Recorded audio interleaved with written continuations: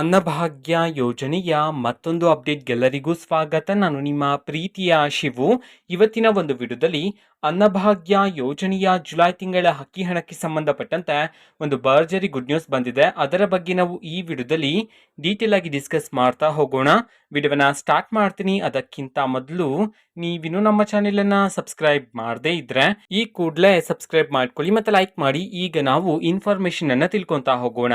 ಇವತ್ತು ಅಂತಂದ್ರೆ ದಿನಾಂಕ 28/8/2024 ಇವತ್ತು ಅನ್ನಭಾಗ್ಯ ಯೋಜನೆಯ ಜುಲೈ ತಿಂಗಳ ಅಕ್ಕಿ ಹಣವನ್ನ ಬಿಡುಗಡೆ ಮಾಡಲಾಗ್ತಿದೆ ಅಂತ ಹೇಳಿ ಈಗ ಮಾಹಿತಿಯನ್ನ ತಿಳಿಸಿರ್ತಕ್ಕಂಥದ್ದು.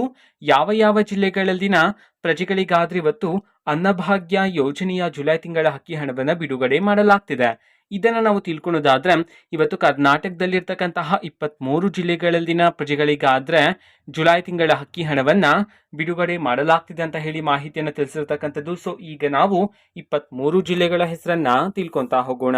ಮೊದಲಿಗೆ ಯಾದಗಿರಿ, ದಾವಣಗೆರೆ, ಉತ್ತರ ಕನ್ನಡ, ಧಾರವಾಡ, ದಕ್ಷಿಣ ಕನ್ನಡ, ಉಡುಪಿ, ಶಿವಮೊಗ್ಗ, ತುಮಕೂರು, ಚಿಕ್ಕಬಳ್ಳಾಪುರ, ರಾಯಚೂರು, ಚಾಮರಾಜನಗರ, ಮಂಡ್ಯ, ವಿಜಯಪುರ, ಬೀದರ್, ಮೈಸೂರು, ಕೊಪ್ಪಳ, ಬೆಳಗಾವಿ, ಬೆಂಗಳೂರು ನಗರ, ಬೆಂಗಳೂರು ಗ್ರಾಮಾಂತರ, ಕೋಲಾರ, ಹಾವೇರಿ, ಕೊಡಗು, ಬಾಗಲಕೋಟೆ.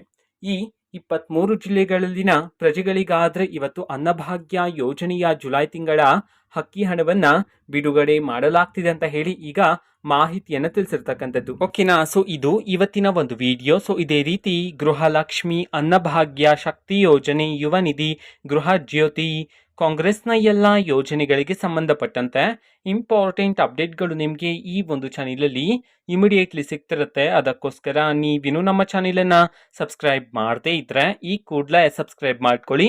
ಸಬ್ಸ್ಕ್ರೈಬ್ ಮಾಡೋದ್ರ ಮುಖಾಂತರ ನಾನು ಯಾವುದೇ ವಿಡಿಯೋ ಹಾಕಿದ ತಕ್ಷಣ ನಿಮಗೆ ನೋಟಿಫಿಕೇಶನ್ ಸಿಗುತ್ತೆ.